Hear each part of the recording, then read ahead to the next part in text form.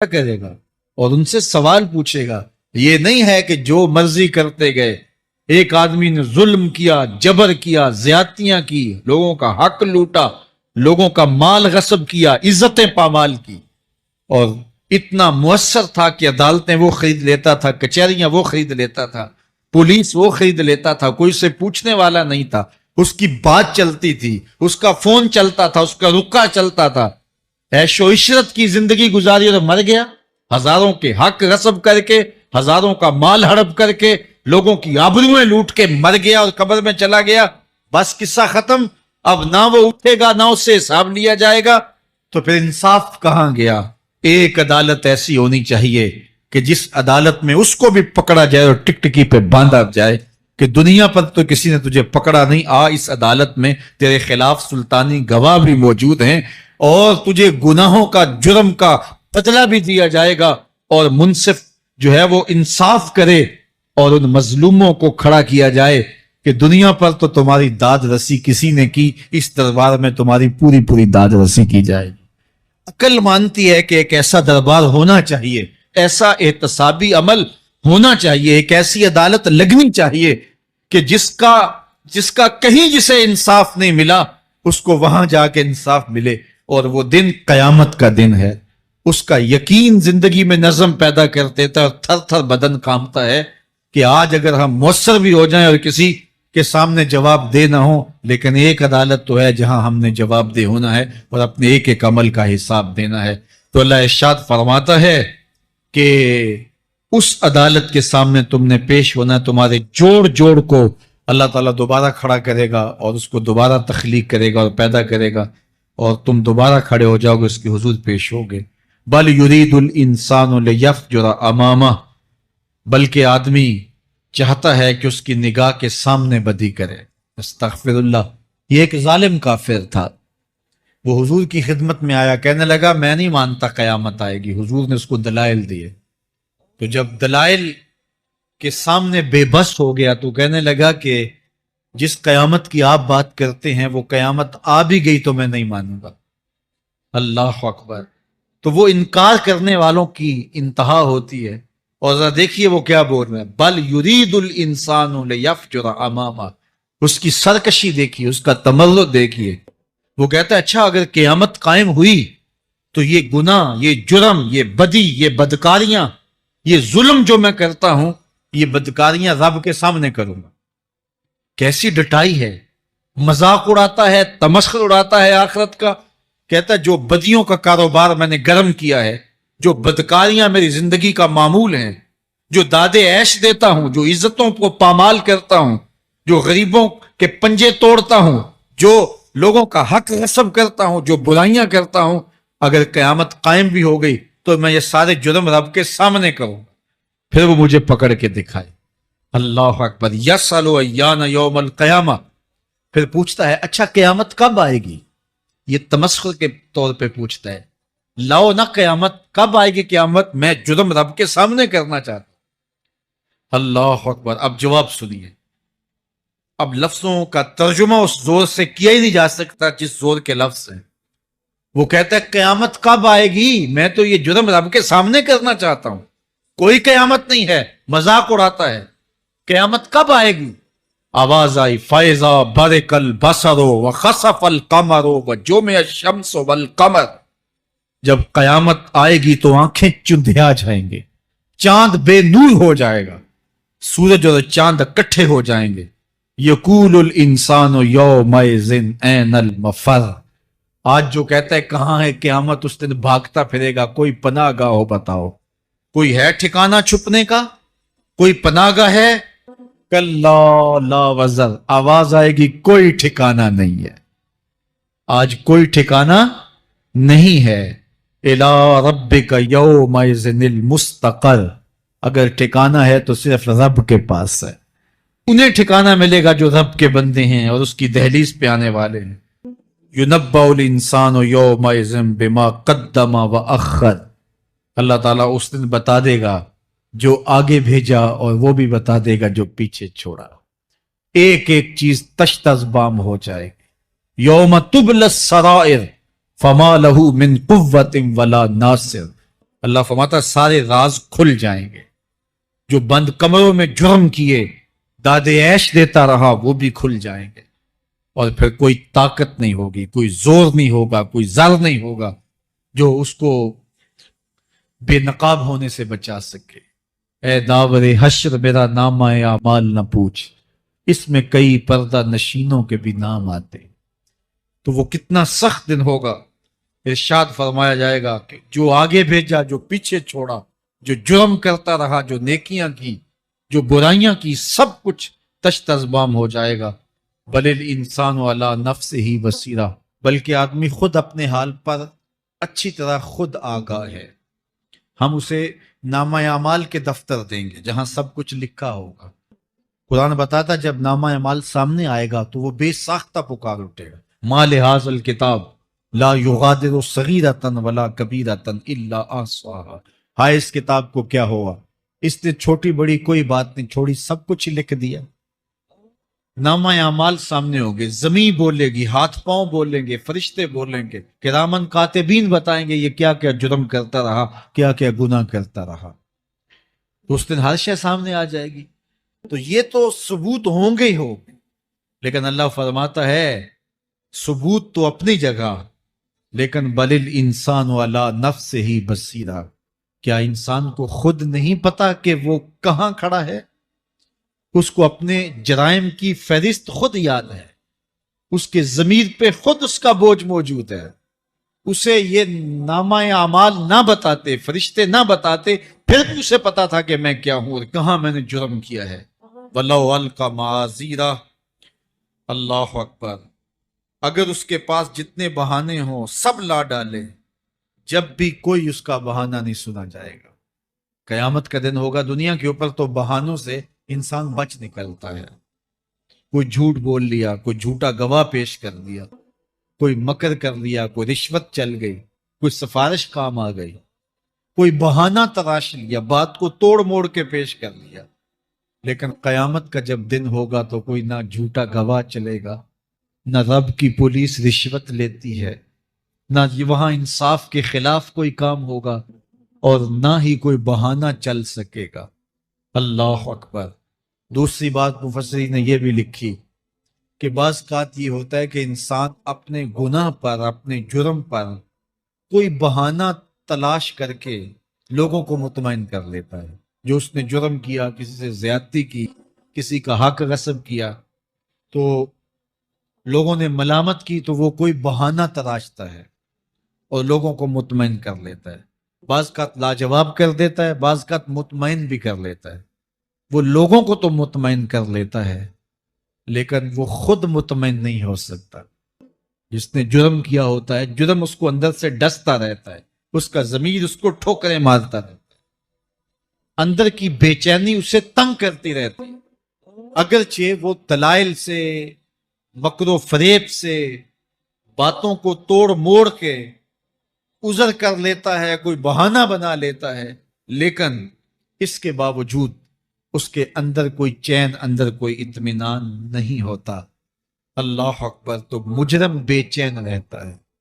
آج ہماری بے چینیوں کا ایک سبب ہمارا مالک کی دہلیز سے منہ موڑنا اور بہت سارے دیدہ نادیدہ گناہوں کا ارتکاب کرنا ہے. جب ہم سے سستیاں ہو جاتی ہیں, کوتاہیاں ہو جاتی ہیں, تو وہ گناہ ہمارا پیچھا نہیں چھوڑتے اور ہمیں بے چین اور مضطرب رکھتے ہیں. تو بعض اوقات جو ہے وہ ہم کہتے ہیں کہ پتہ نہیں بے چینی کیا ہے. بے چینی گناہوں کی ہے. گناہ طبیعت میں بے چینی پیدا کر دیتا ہے, سکون نہیں آنے دیتا. اطمینان کی دولت چھن جاتی ہے جب کوئی شخص گناہ کرتا ہے. اور یہ لازمی نہیں ہے کہ وہ کسی کا حق غصب کرے, اس نے کسی کی عزت ہی پامال کی ہو, اس نے کسی کی آبرو پہ حملہ کیا ہو. اگر نماز چھوڑی ہے تو بے چینی یہ بھی کم نہیں ہے, یہ رب کی نافرمانی. اگر اس کی نظر بھٹکی ہے تو یہ بھی کم بے چینی نہیں دیتی. اگر اس کا خیال بہکا ہے, اس نے زبان سے کسی کو دکھ دیا ہے, اس نے کسی کے لیے سب و شتم کا انداز اختیار کیا ہے, گالی گلوچ کا رنگ اختیار کیا ہے, تو پھر کیا ہوا کہ یہ بے چینی اندر کو توڑتی رہتی ہے. انسان چلتا پھرتا ہے لیکن اسے طمانیت نہیں ملتی، اسے سکون نہیں ملتا۔ سکون کب ملے گا؟ سکون تب ملتا ہے جب کسی سے زیادتی کی ہو تو اس سے جا کے معافی مانگ لی جائے، اور اس لجاجت کے ساتھ معافی مانگی جائے کہ وہ مجبور ہو جائے معاف کرنے پہ، تو پھر اندر طمانیت اتر جاتی ہے۔ اگر رب کی نافرمانیاں کی ہیں تو لیلۃ القدر کے دامن میں اس سے معافی مانگ لو، اتنی لجاجت سے معافی مانگو، اس قدر رو کے معافی مانگو، ترلے منت پہ اتر آؤ، ہاتھ جوڑو، آنسو بہاؤ، چیخو، چلاؤ، رو، اس کی دہلیز سے لپٹ جاؤ، اس سے اپنے گناہوں کی معذرت کرو۔ جب مالک نے معاف کر دیا، اندر کی ساری بے چینیاں مٹ جائیں گی، دل کو قرار مل جائے گا، دل کو تسکین نصیب ہوگی۔ تسکین اس کی دہلیز سے تمہیں ملے گی، یہ اندر سے پھوٹتی ہے، باہر سے نہیں آتی۔ تسکین کے قافلے اندر ہی اترتے ہیں، اندر سے اس کے سوتے پھوٹتے ہیں، اس کے چشمے پھوٹتے ہیں۔ ہم باہر سے ڈھونڈتے ہیں، باہر سے تسکین نہیں ملتی، یہ اندر سے آئے گی۔ اس لیے اس دل کے اوپر لگے ہوئے میل کچیل کو، غلاظت کو دور کر لو اور کھرچ دو دل کے اوپر پڑے ہوئے جتنے بھی زنگ ہیں، تو پھر نتیجہ کیا ہوگا؟ دل ستھرا ہوگا، مصفا ہوگا، مزکا ہوگا، تو پھر دل پر نور ہوگا، تو پھر آپ کو زندگی گزارنے کا لطف، سرور اور مزہ آنے لگ جائے گا۔ تو انسان جب دلیلیں تراشتا ہے، اس سے بعض اوقات اپنے آپ کو بھی مطمئن کرنے کی کوشش کرتا ہے، اوروں کو بھی مطمئن کر لیتا ہے، لیکن حقیقت میں اطمینان نہیں ہوتا، وہ بے چینی ہوتی ہے۔ تو اللہ تعالیٰ جل شانہ اس کہانی کو بیان کرتے ہوئے ایک اور مضمون کو بیان کیا، اور یہ بالکل درمیان میں جملہ معترضہ کے طور پہ جو ہے وہ نظر آ رہا ہے کہ بات تو چل رہی ہے، تو اچانک اللہ اپنے محبوب سے مخاطبہ فرماتا ہے، کیا ارشاد کرتا ہے؟ لا تحرک بہ لسانک لتعجل بہ۔ تو یہ اچانک بات کیوں آ گئی؟ اصل بات یہ تھی کہ جب وحی نازل ہوتی تو آقا کریم علیہ السلام ہمہ تن گوش ہو کے اس وحی کو سنتے، پھر اس کو محفوظ کرنے کی فکر ہوتی کہ جو میں نے سنا ہے وہ اچھی طرح مجھے یاد ہو جائے، اور پھر آقا کریم علیہ السلام کی تیسری فکر یہ ہوتی کہ اس کے جو معارف ہیں، اسرار ہیں، اور اس کے جو ثمرات ہیں، اس کی جو تفصیلات اور نکلنے والے اس کے نتائج ہیں، وہ بھی اچھی طرح جو ہے وہ میں سمجھ پاؤں۔ تو یہ تین مشقتیں بیک وقت حضور گوارا کر رہے ہوتے۔ اب قیامت کا ہولناک منظر جو پیش کیا گیا، اور پھر انسان جب اپنے رب کی نافرمانی کرتا ہے تو جو اس کا حال ہوتا ہے، تو یہ سارے مضامین کو اللہ کے محبوب سن رہے تھے۔ حضور کے قلب اطہر پر گرانی آئی، اور میرے رب کو کیسے گوارا تھا۔ جو حضور سن رہے تھے جلدی جلدی اس کو زبان پہ لانا چاہ رہے تھے تاکہ وہ اچھی طرح ازبر ہو جائے، لیکن اللہ نے محبوب کی اس مشقت کو دیکھا تو فرمایا لا تحرک بہ لسانک لتعجل بہ۔ محبوب آپ اپنی زبان کو جنبش نہ دیں، آپ جلدی کرتے ہیں تاکہ وہ جو میں نے سنا ہے وہ میری زبان پہ آ جائے۔ ان علینا جمعہ وقرآنہ، یہ ہمارے اوپر ہے، ہم آپ کے دل میں جمع بھی کریں گے، جو آپ کو سکھایا ہے وہ آپ کو یاد بھی رہے گا، وہ آپ بھول نہیں سکیں۔ فَإِذَا قَرَأْنَاهُ فَاتَّبِعْ قُرْآنَهُ، اور جب ہم پڑھ لیں تو پھر اس کے بعد آپ اس کو دہرائیں پڑھیں۔ ثُمَّ إِنَّ عَلَيْنَا بَيَانًا، پھر اس کی تفصیل بھی ہمارے ذمہ ہے، اس کا بیان بھی ہمارے ذمہ ہے۔ اس سے وہ لوگ جو حجیت حدیث کا انکار کرتے ہیں اور پھر وہ کہتے ہیں کہ نہیں بس قرآن مجید کی آیات ہی ہیں، اس کے علاوہ اور کچھ نہیں ہے، وہ من اللہ نہیں ہے، تو یہاں غور کرنا ہے۔ ثم ان علینا بیانہ فرمایا گیا، پھر ہمارے اوپر ہے اس کا بیان جو آپ کو ہم القا کریں۔ اور آقا کریم نے فرمایا، سنن نسائی کی روایت ہے، انما اوتیت القرآن ومثلہ معہ، مجھے قرآن دیا گیا اور قرآن جتنے اور علوم بھی میرے سینے میں رکھے گئے۔ تو صرف قرآن ہی نہیں اتارا گیا حضور کے سینے میں، حضور کے سینے میں بہت کچھ نازل کیا۔ حضور کا سینہ گنجینہ ہے اسرار و معانی کا، اور اللہ تعالیٰ جل شانہ نے اپنے محبوب کو بہت کچھ عطا کیا۔ یہ بیان کرنے کے بعد فرمایا کلا بل تحبون العاجلہ وتذرون الآخرہ۔ اللہ اکبر، کوئی نہیں بلکہ یہ جو تم لوگ ہو اے کافرو، تم اس چیز کو پسند کرتے ہو جو بالکل نقد ہے، جو جلد ملنے والی ہے، دنیا کا سودا نقد ہے، دنیا کے نفع نقد ہے، دنیا کی لذات نقد ہے۔ شیطان کہتا ہے اب چوری کرو اب مال آئے گا، اب زنا کرو اب لذت ملے گی، اب ڈاکہ کرو اب امیر ہو جاؤ۔ تو دنیا کے سودے نقد ہیں اور آخرت کے وعدے ادھار ہیں۔ تو ارشاد فرمایا بل تحبون العاجلہ، تم دنیا کی جو عاجل چیزیں ہیں، جو بالکل نقد سودے ہیں، تم ان کے پیچھے پڑتے ہو، وتذرون الآخرہ، اور آخرت کو چھوڑتے ہو۔ دوسرے مقام پہ ارشاد فرمایا سورہ الاعلی میں بل تؤثرون الحیات الدنیا والآخرۃ خیر وابقی، تم دنیا کی جیتی زندگی کو ترجیح دیتے ہو، حالانکہ آخرت بہتر بھی ہے اور دائمی بھی۔ میں آپ کی توجہ چاہوں گا، آخرت بہتر بھی ہے اور دائمی بھی، لیکن تمہاری ترجیح یہ دنیا ہے جس کی آخرت کے مقابلے میں کوئی حیثیت ہی نہیں ہے۔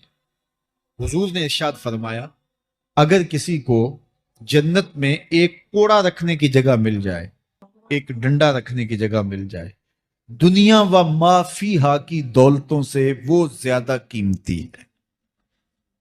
7 براعظموں پہ پھیلی ہوئی کائنات، سمندروں کی تہوں میں قیمتی موتی، پہاڑوں کے دامن میں قیمتی معدنیات، مالیاتی اداروں کے پاس سرمائے، لوگوں کے پاس دولت کے انبار، یہ سارے اکٹھے کر لیے جائیں اور ان کی قیمت لگائی جائے، اور جنت میں ایک ڈنڈا رکھنے کی جگہ، ایک عصا رکھنے کی جگہ، ایک کوڑا رکھنے کی جگہ، وہ جگہ پھر بھی زیادہ قیمتی ہے۔ پراپرٹی ویلیو ہوتی ہے نا، وہ کہتے ہیں کہ دور دراز دیہات سے 10 ایکڑ فروخت کریں تو یہاں ہمارے بائی پاس پہ اگر لیں تو 1 کنال جگہ آئے گی، 10 ایکڑ فروخت کر کے یہاں 1 کنال ملیں گے۔ اور اگر آپ مزید اس کو فروخت کر کے مزید جو ہے وہ کسی مہنگے علاقے میں چلے جائیں تو ہو سکتا ہے 2 مرلے اس 10 ایکڑ کے مقابلے میں آئیں۔ تو اس طرح مختلف جگہوں کی پراپرٹی ویلیو ہوتی ہے۔ اللہ کے محبوب جنت کی پراپرٹی ویلیو بتا رہے ہیں۔ 7 بر اعظموں پہ پھیلی ہوئی کائنات کو ایک پلڑے میں رکھیں، پوری دنیا کے اندر جو سرمائے ہیں، جو ماضی میں سرمائے لوگوں نے خرچ کر لیے، جو حال میں موجود ہیں، جو آنے والے ادوار میں لوگوں کے پاس رہیں گے، قارون کا خزانہ اور سرمائے سارے اکٹھے کر کے ایک پلڑے میں رکھ دیں، جنت میں ایک عصا رکھنے کی جگہ پھر بھی زیادہ قیمتی ہے۔ تو پھر دنیا کی آخرت کے مقابلے میں قیمت کیا ہوئی؟ دنیا کی جنت کے مقابلے میں ویلیو کیا ہوئی؟ اور جنت میں سب سے کم جگہ کس کو ملے گی؟ جو سب سے آخر میں جائے گا۔ ظاہر ہے سب سے کم جگہ اسی کے پاس ہوگی جو سب سے آخر میں جہنم کے دھکے کھا کھا کے، رگڑے سہ سہ کے پھر آخر میں جنت میں جائے گا۔ سب سے تھوڑی جگہ اس کے پاس۔ حدیث پاک میں آتا ہے، بخاری میں آتا ہے، حضور نے ارشاد فرمایا کہ جب جہنم سے آخری جہنمی نکالا جائے گا تو اللہ تعالیٰ اسے پوچھے گا بتا تیری کوئی آرزو؟ تو وہ کہے گا مالک یہ آرزو ہے، یہ آرزو ہے، مختلف آرزویں بتائے گا۔ اللہ فرمائے گا لکا ما تمنیتا، جو تو نے آرزو کی جا جا تجھے میں نے عطا کر دی، اب جنت میں چلا جا۔ تو اس کی تو توقع یہ ہوگی کہ سایہ دیوار جنت میں جگہ مل جائے تو غنیمت ہے، اور اگر جنت کے اندر جاؤں تو کوئی جھونپڑا مل جائے 2 مرلے کا تو وہ بھی کافی ہے۔ لیکن اللہ اسے کتنی جگہ دے گا؟ اللہ فرمائے گا جا جنت میں، تیرے لیے جنت میں دنیا سے 10 گنا جگہ ہے۔ 7 بر اعظموں کو 10 سے ضرب دے تو کہا کہ دنیا سے 10 گنا جگہ تیرے لیے۔ اس کو یقین ہی نہیں آئے گا، وہ کہے گا تسخر وانت الملک، میرے رب تو بادشاہ ہو کے مجھ سے مذاق کر رہا ہے؟ اللہ فرمائے گا نہیں، تیرے لیے 10 گنا جگہ ہے، اور اس کے لیے 10 گنا جگہ ہوگی جو سب سے آخر میں جنت میں جائے گا۔ میں آپ کی توجہ چاہوں گا، جو آخری جنتی ہے اس کے پاس کتنی جگہ ہوگی، کتنی پراپرٹی ہوگی؟ آج تو 2 10 20 50 مربع کسی کے پاس ہوں تو وہ اتراتا ہوا چلتا ہے کہ میں اتنا بڑا ذمہ دار ہوں۔ جنت میں آخری جنتی کی جگہ کتنی ہوگی؟ دنیا سے 10 گنا جگہ۔